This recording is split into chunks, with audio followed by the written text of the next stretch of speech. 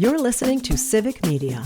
You can tune into any of our live shows on any radio station across the state with the Civic Media app. Find us in your phone's app store and listen anytime, anywhere.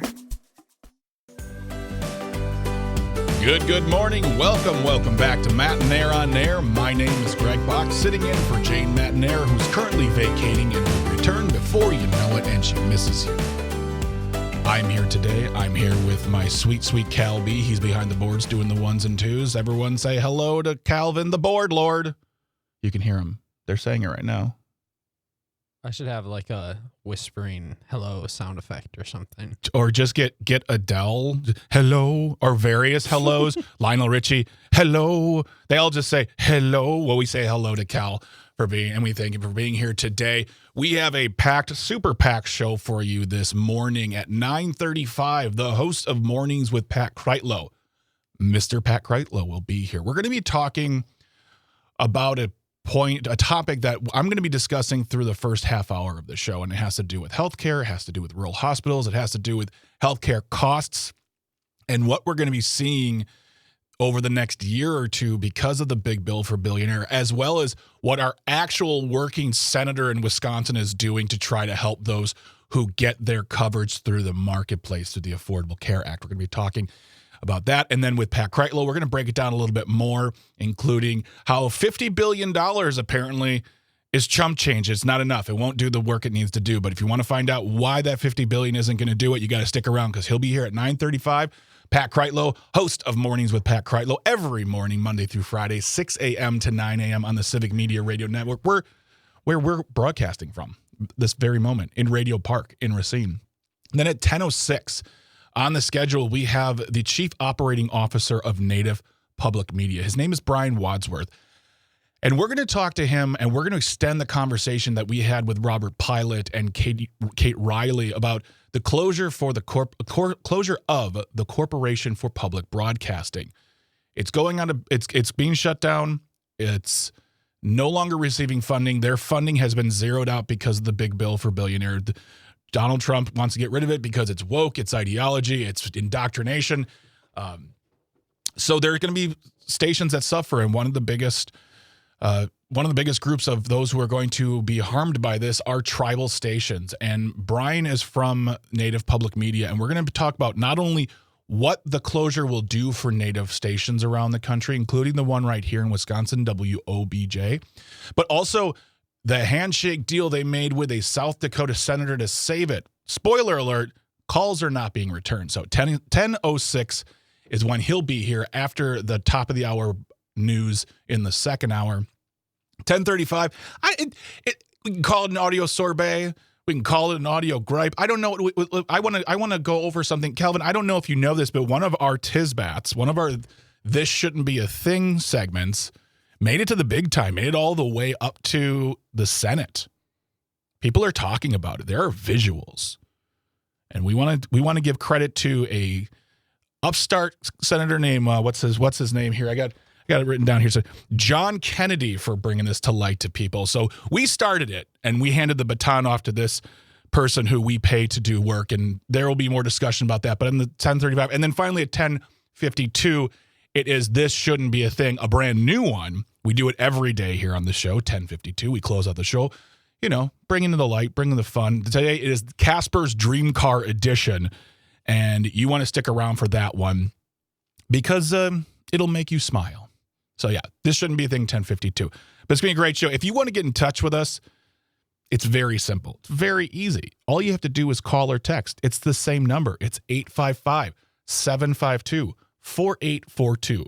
Leave a comment on the live stream. We are currently on Facebook, YouTube, and the platform we still call Twitter in this house. You can also get in touch with us via the Civic Media app. Calvin, what happens if someone doesn't have the Civic Media app? What should they do? Should they just give up, throw their phone into the nearest body of water, and just walk away? Well, they shouldn't do that, but they should start off by seriously reconsidering their life choices up to this point. Yeah, I would say if you don't have the app, what are you doing? After that, once you've reassessed your life, then you can go to the Apple App Store or the Google Play Store, depending on what mobile phone you have, and download the Civic Media app. for free. Dang. When you're in there, what can you do? Can you play video games? Can you, find recipes? What can you do in the Civic Media app? Yeah, I'm announcing it here right now. The exclusive Civic Media mobile game. I don't know what it contains yet, but you heard it here first. Yeah, exactly. Be on the lookout for the release in 2020. Yeah, that will come maybe sometime. Okay. But no, you can text, you can call, you can leave a voice note, and you can listen to any Civic Media station that you would like. That's right. You can listen to us across the state. You can listen to any show across the state anywhere in the world. And I say that because we've gotten text messages from people via the app in Germany, Vienna, New Zealand, Punxsutawney, Pennsylvania. I mean, come on. That's worldwide coverage right there. So get the free Civic Media app in your life. And that way you can also take part in the Text to Win contest like Free Ticket Friday that's coming up this Friday. We'll be giving away we'll be entering your name to get you to win a 4-pack of tickets, club level tickets to see the Brewers play. But you have to have the Civic Media app to participate. So get that on your device, get it in your life. As Calvin says, reassess your life choices, and we walk together towards fun, frivolity, and information like this. So I said a moment ago that we're going to talk about this for a little while, and I want to get into this because, I'd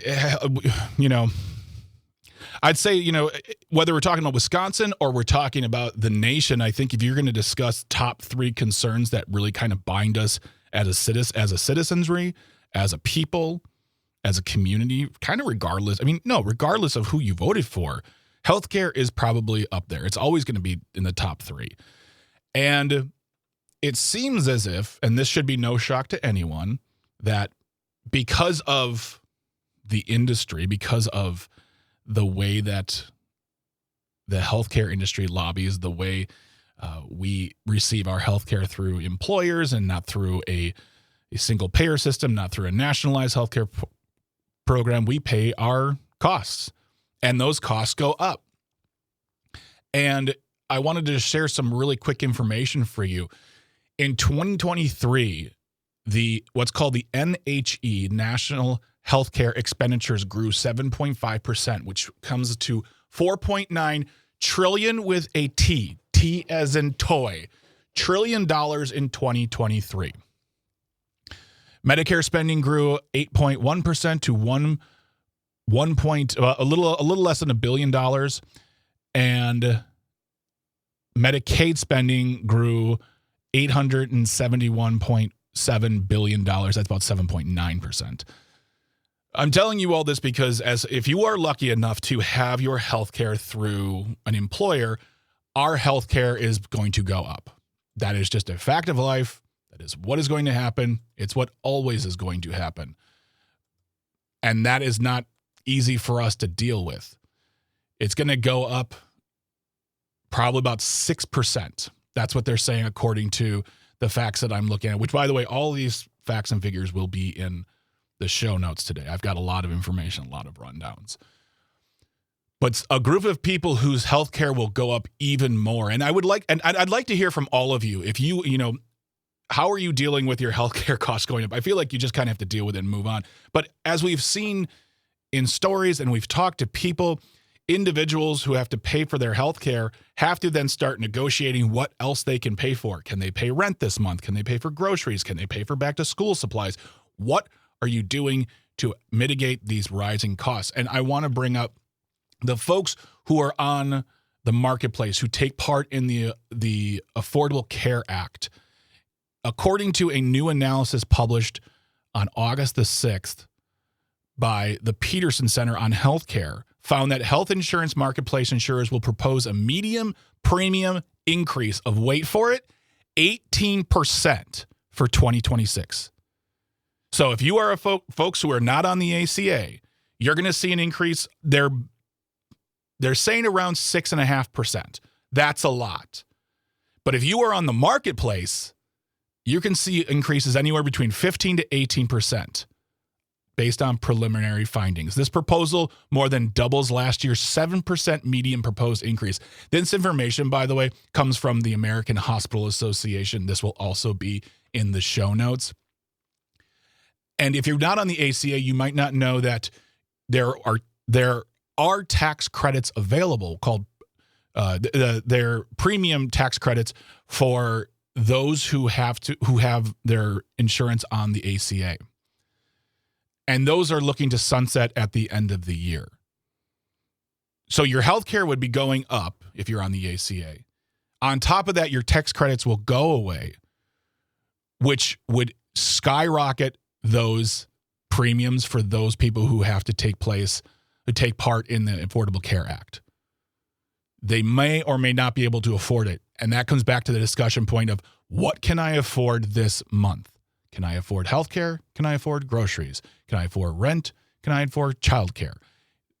Luckily, we have one senator in this state. I'd like to just say, Calvin, that we just have one senator, but I can't legally because it's not true. We have two, but we have one who is working for us, for the people, regardless of who we voted for. Senator Baldwin, Tammy Baldwin, our junior senator, and I hate having to call her that because that just feels way disrespectful because she's a senior and amazing. Junior and amazing Senator Tammy Baldwin. In the Wisconsin Examiner, Eric Gunn with the byline, Baldwin's legislation would extend tax credits that cut Affordable Care Act insurance costs because these tax credits help mitigate the costs of this insurance gotten through the Affordable Care Act. These tax credits will lower the cost of premiums with folks who have incomes up to 400% of the federal poverty guideline. These premium tax credits were supercharged in part impart far greater savings to people buying insurance through the marketplace. And these tax credits from 2022 are looking to sunset this year. This is all in the article in the Wisconsin Examiner by Eric Gunn. I'm going to put that also in the show notes. These tax breaks these tax breaks help more than 230,000 Wisconsinites save an average of $500 a month every single month. Not a year, a month on their premium. And to quote Senator Baldwin, not extending these tax breaks and jacking up costs on the open market will crush families, but also small businesses who, last time I checked, Calvin, every politician says small businesses are the backbone of this country. So if you are going to strip away tax credits that do not allow them to afford health care, this is going to hurt small businesses, families, individuals, and luckily Senator Baldwin, along with another senator whose name is, I apologize, escaping me at the Jeanne Shaheen from New Hampshire, they're both introducing this legislation that makes the enhanced tax credits permanent in place of a lower tax credit that will resume when the enhanced tax credits expire. So a lower tax credit will exist, but they want to make the current one permanent because that's what you do for working families, for individuals, for businesses when you believe that the middle class, the working class, are the backbone, the heartbeat of this country. We're going to talk more about this, especially the fact that there are Republicans who love this, but they ain't talking about it. So if you want to talk more with us, 855-752-4842, 855-75-CIVIC. Leave a comment on the live stream. We're talking healthcare costs, and the one senator doing something about it. You are listening to Matt and Air on air on the Civic Media Radio Network. Stay tuned. Stay close. You're listening to Civic Media. Stay up to date on the latest news and information for your local community and Wisconsin by signing up for our free email newsletter. Visit civicmedia.us/email to get started. Good morning. Welcome back to Matt and Air on Air. My name is Greg Box, sitting in for Jane Matt and Air, who is vacating, but we'll be back before you know it. I'm here for the rest of the week, and we're happy that you are with us. We have the board lord, Calvin Butenhoff, on the ones and twos. And we are here to take your calls and your texts, 855-752-4842, 855-75-CIVIC. Leave a comment on the live stream if you'd like. We're on Facebook, we're on YouTube, and the site we still call Twitter. We're talking about the fact that healthcare costs will go up. Dodoy, we all know that. It's always going up. They're always going to go up. But there is one group of individuals who will see their healthcare costs go up quite a bit, and that is those who are participating in the Affordable Care Act, those who are on the marketplace. And not only will their costs go up anywhere between 15 to 18%, they're going to possibly see their tax credits lowered or who knows, even gotten rid of eventually someday. But there's going to be a tax credit that's going to be lowered from where it is right now that saves at least Wisconsinites an average of $500 a month. That's according to Tammy Baldwin, who, along with Senator Jeanne Shaheen of New Hampshire, have introduced legislation to make these enhanced tax credits permanent before they expire on December the 31st. I figure if we can give billionaires and multimillionaires these permanent tax credits that will allow them to become trillionaires, I mean, we should be able to give folks a tax credit to afford healthcare, right? I mean, we're America, right? That's kind of what we do here. We help people. I say with a question mark at the end there, ... question mark. You see, Greg, we would help them, but it's just waste, fraud, and abuse. Oh, you're right. I'm sorry. I messed up there. I thought we were a country of kind people and helpful people, and at the very least, I will say this too. Like, I don't mean to take the emotion out of it or not speak from a point of we need to help people. We do. I think we have a real, it's an investment. It's a promise. We pay our tax dollars. Our government should take care of us to a certain extent. But also, folks who are on healthcare, folks who have access to healthcare, folks who can stay healthy, produce, work, live longer.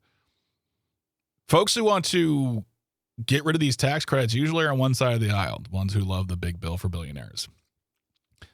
They want a country populated by people, and folks who can't get healthcare have a very difficult time staying healthy then. If they can't go to the doctor, things happen. If they can't afford to go to the doctor, they're just going to exercise other options, and I don't know what they are. I am fortunate personally, myself, if I've been without health insurance, it isn't because it was unaffordable. It's just because I was younger and I was like, I'll live forever. But I have health insurance, and I'm lucky, very lucky.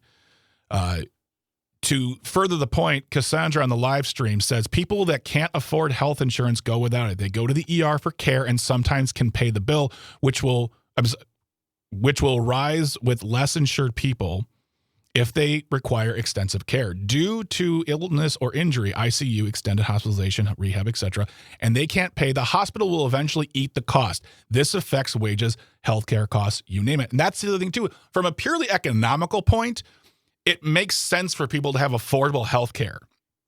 It makes sense to have healthcare that is not only affordable, but is widespread, that actually covers things, because it is an investment in the people to stay healthy so they can work and contribute to the economy. And then that economy contribution and those positive workers come back to us in the form of various things like the ability to make money, the ability to buy things, all sorts of things.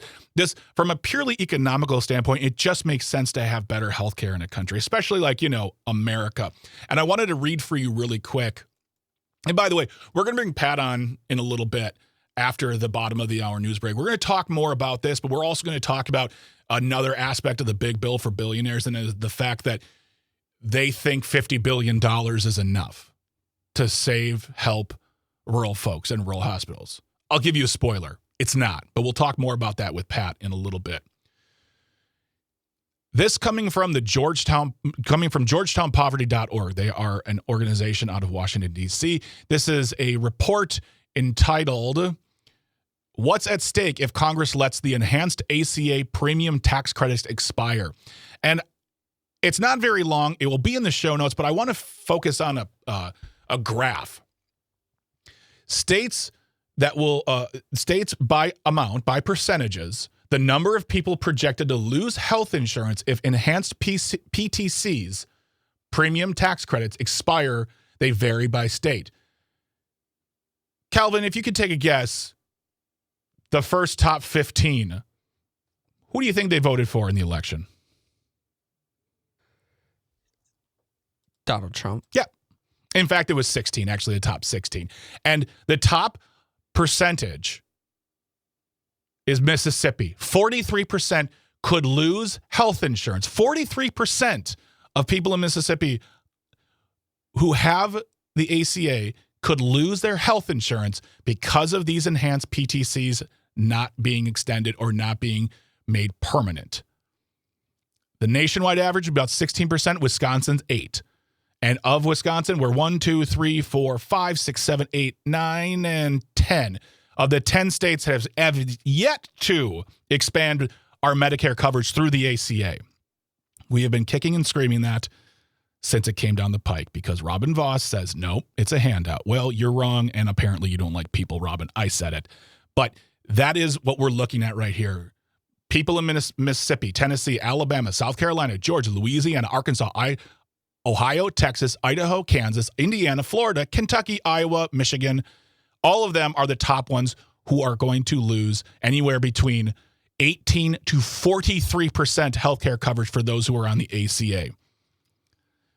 Ted on the live stream says medical expenses are the most common cause of personal bankruptcy. We live in America. That's right, guys. We live in America where you can go bankrupt trying to pay your hospital bill. Luckily, Senator Baldwin's on the case. We thank her, and we're going to talk more with Pat Kreitlow after the news coming up. Don't go anywhere. Let us know your thoughts. Call, text 855-752-4842, 855-75-CIVIC.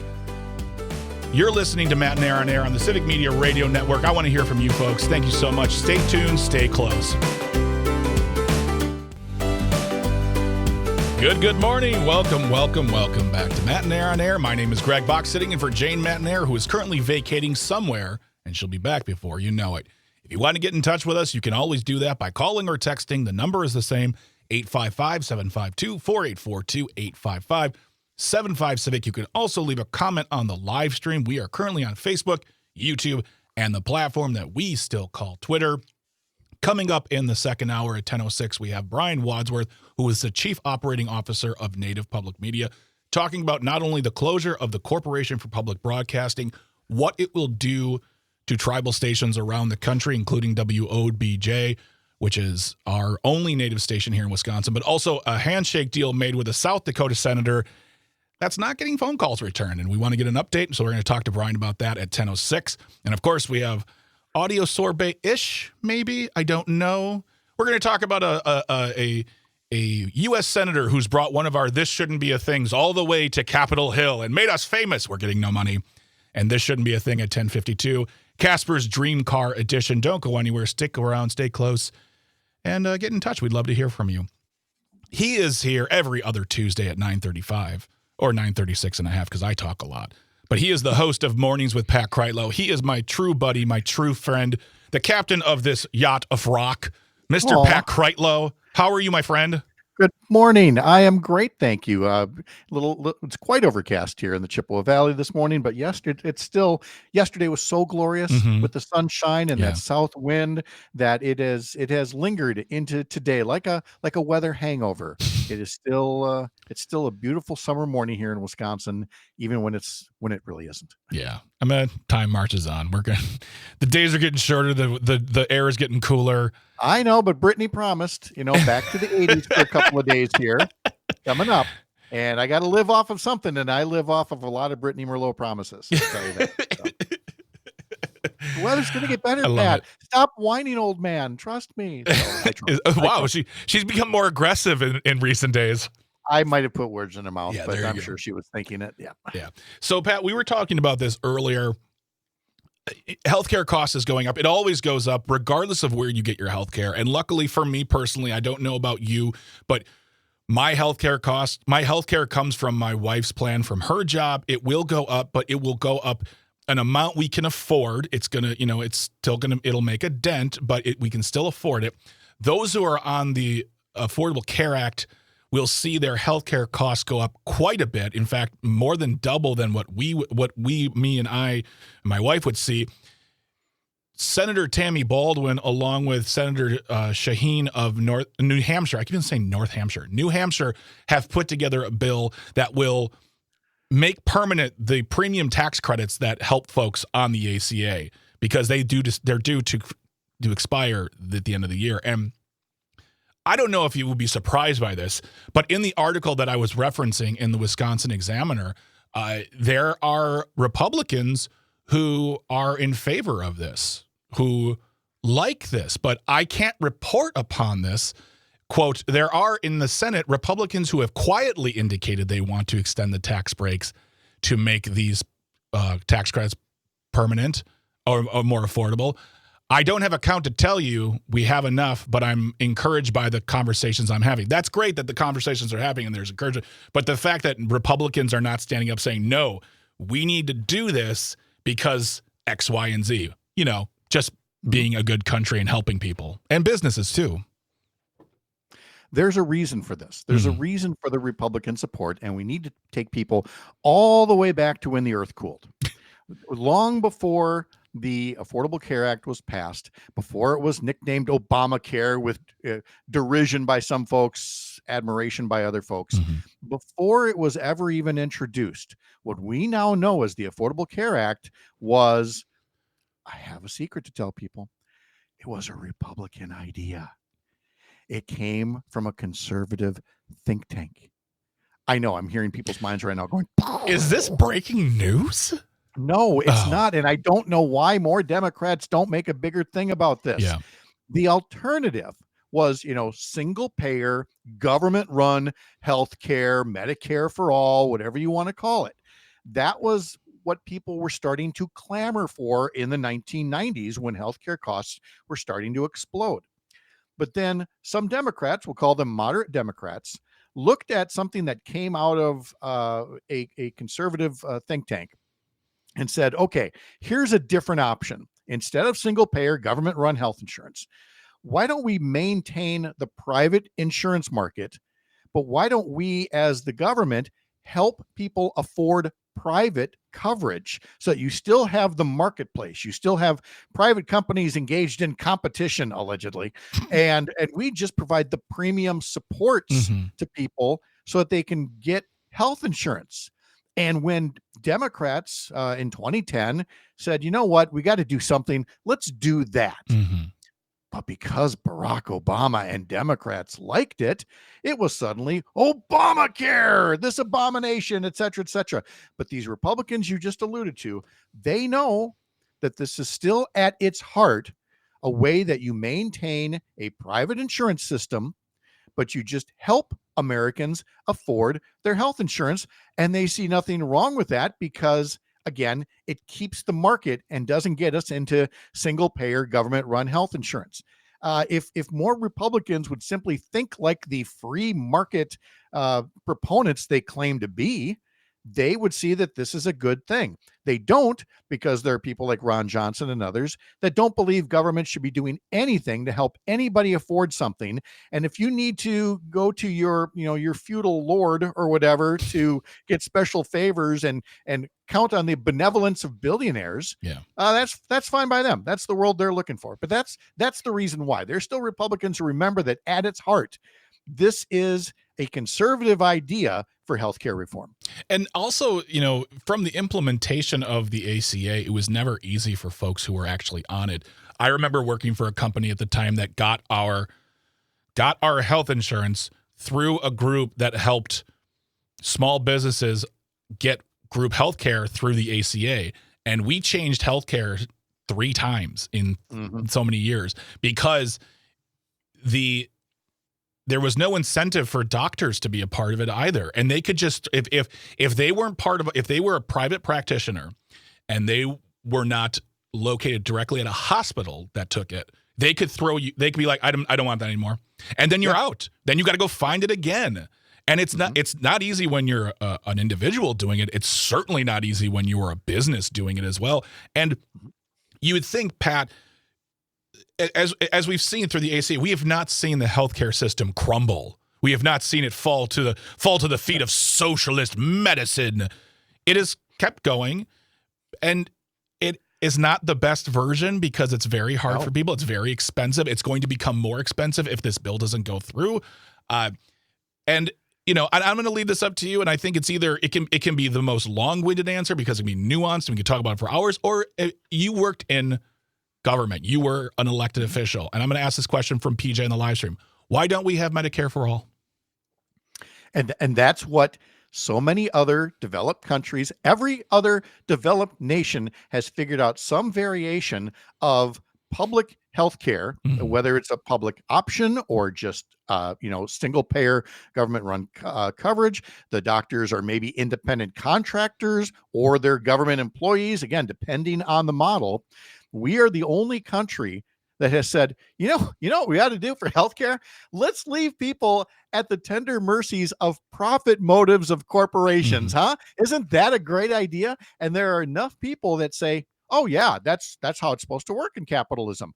And there are just some things that are not supposed to be left to the whims of the market. For example, the things that would keep us alive, like healthcare, which is why every other country has some version of this. Now, they may go the other way. They may start with a base of, single payer healthcare, but then they provide opportunities for competition for private healthcare plans.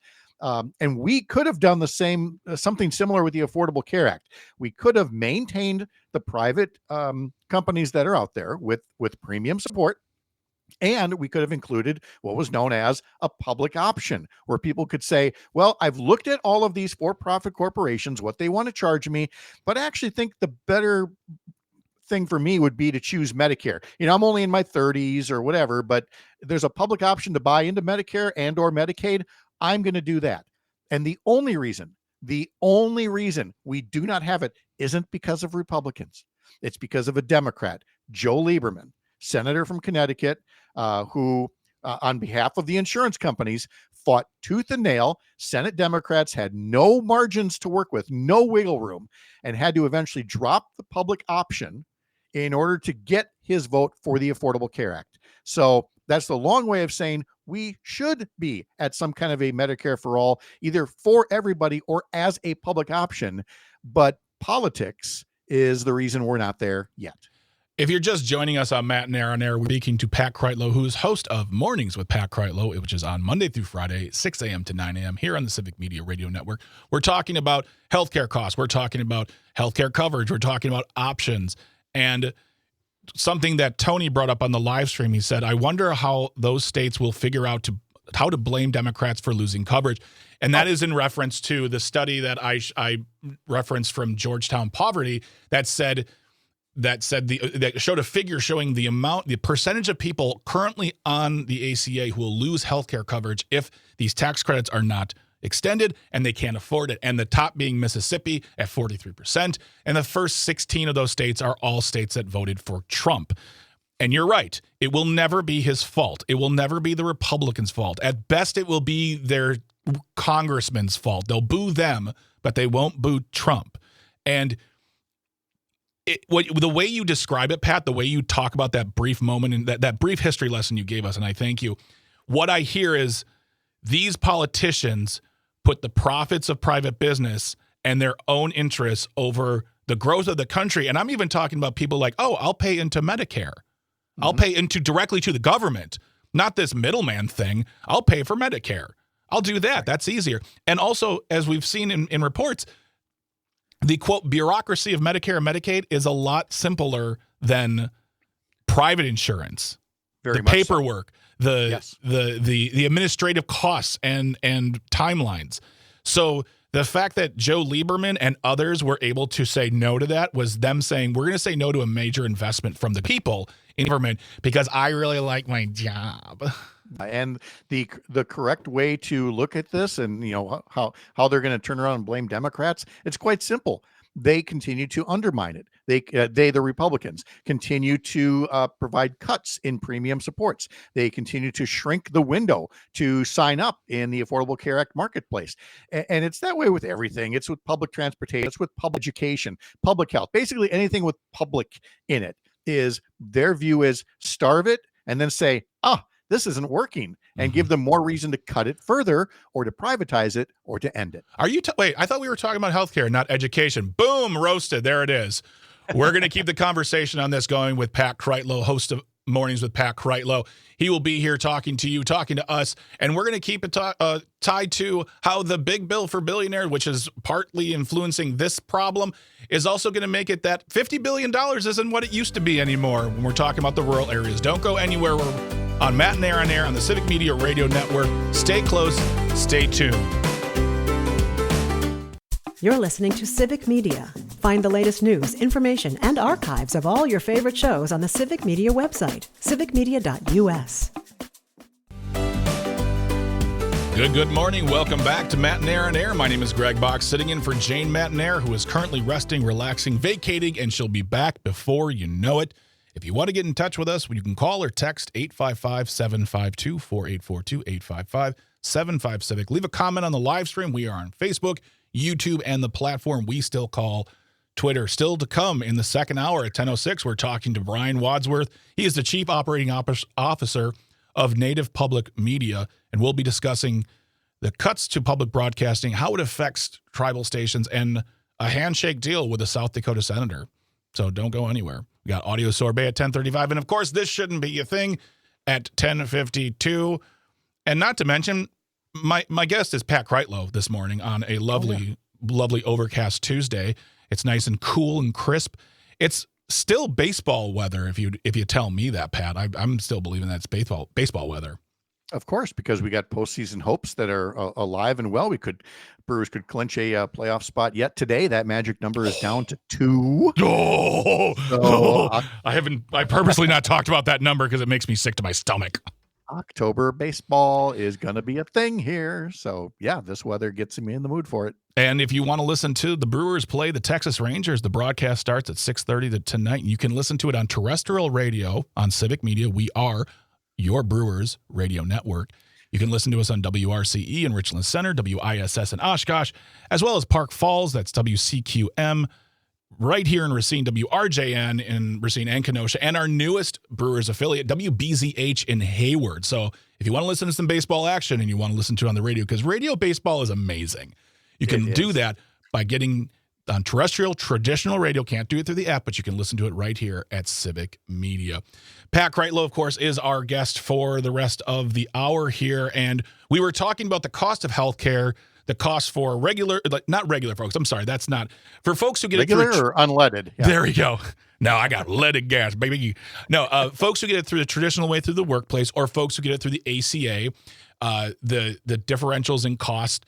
Senator Baldwin, along with New Hampshire Senator Shaheen, putting together legislation to help those on the ACA still be able to afford this, and the fact that Republicans, while support it, are not speaking up about it, and this leads me, when I heard this, it just leads me, Pat, to this thought of the Republicans who voted for the budget, the big bill for billionaires, however you want to call it, that's FCC compliant here on the show. They voted for it and then immediately had to go out into the community and talk about what they were going to do to combat it. And the first thing I think about is the fact that Derek Van Orden, that guy, congressman of your biggest fan, woo, you and Dan Schaefer, as soon as he voted for the third time for the big bill for billionaires to finally make it go through and it's complete and done, it's taken effect, some now, some at the beginning of 2027, immediately getting in touch with Tony Evers saying, you need to save our hospitals. Well, sir, you didn't do your part. And to be fair, there is $50 billion set aside to fund rural hospitals over the next 10 years, I believe. But almost everyone any economists who are talking about are saying this is not enough because it's $150 billion over 10 years that's being taken away. So they're giving them 1/3 of that to say, yeah, you're fine. Here, narrator, they will not be fine. Yeah. they will not be. And this $50 billion rural health fund that was set up was cobbled together at the very last moment to try to make sure that a few rural Republicans signed on. Do you know what policy looks like when it's cobbled together in the last minute to just twist the arms of a few elected officials? Yeah, it's not real good. No, it gives so much power to, of all people, Dr. Oz, head of the Centers for Medicaid and Medicare Services, and puts a lot of that funding at his discretion, meaning it's also at Donald Trump's discretion. The king will decide whether your rural hospital will get this funding that you need to stay alive or not. Yeah. And he will make that announcement through his emissary, Dr. Oz. Donald Trump will make this announcement through Dr. Oz. Try to make that part of your policy debate back in 2010 when we were talking about healthcare reform. If I'd have told you that's how the setup was going to be, that rural healthcare lives or dies off of Donald Trump's feelings as communicated through a TV doctor, you just said it was crazy. Welcome to crazy, boys and girls. Well, and that's what I think too, is like he's going to get on a podium and say, before I talk about this $50 billion investment, or as they put on the website, the Committee on Finance from the Senate, the Rural Health Transformation Program through the One Big Beautiful Bill makes the single largest investment in rural health care since Medicare modernization of 2023. Before Dr. Oz says any of that, he's also going to say, do you suffer from weight gain, weight loss, saggy drawers, saggy top? Take these vitamins, Dr. Oz's vitamins. They're Ozalicious and tasty, and they're good for you. And we don't know if they do anything, but they're Oz fantastic. And you can buy it with Trump currency available now. Yeah, Trump bucks. And looking through the internet for information, I came across a website called healthcaredive.com. It says a $50 billion rural healthcare fund was negotiated with hospitals. Experts are split on whether it will help them at all. I mean, it will help for a moment, and then the money will run out, and then they have to go crawling back for more money, and they'll say, well, just drive farther. Right, because again, the one thing that works in conservatives' favor is that we're a big country with a whole lot of people, and as a consequence, everything has a big price tag attached to it. So it sounds huge when you say something costs $1 billion, that we're going to give them, or $50 billion. But when you're covering that many people across an entire country, it's actually not that big. No. But they just scare you with the number and go, see, we're going to cut, or we're going to add this much. There's so much more detail to it, and we're missing that in the translation here. Listening, Derek Van Orden, are you? Cool. Well, Pat Kreitlow has been my guest this morning. We're very happy to have you. Listen to the Mornings with Pat Kreitlow on the Civic Media Radio Network, 6 a.m. to 9 a.m. every Monday through Friday. Pat, thanks you so much for being here. We appreciate your time, friend. Thank you. See you later. All right, when we come back, we're talking to Brian Wadsworth of Native Public Media about the effects of the closure for the Corporation of Public Broadcasting on tribal stations. But go get a snack. Come back after the news. Matt and Aaron on air on the Civic Media Radio Network. Stay tuned. Stay close. The national news cycle never stops, but it can be hard to find news about your local community. Civic Media is dedicated to providing quality local and state news coverage across Wisconsin. With the Civic Media app, you can get notifications about local stories that matter to you and your community. Find the free Civic Media app in your phone's app store and choose notifications from the menu to tell us what kind of news you want to hear about.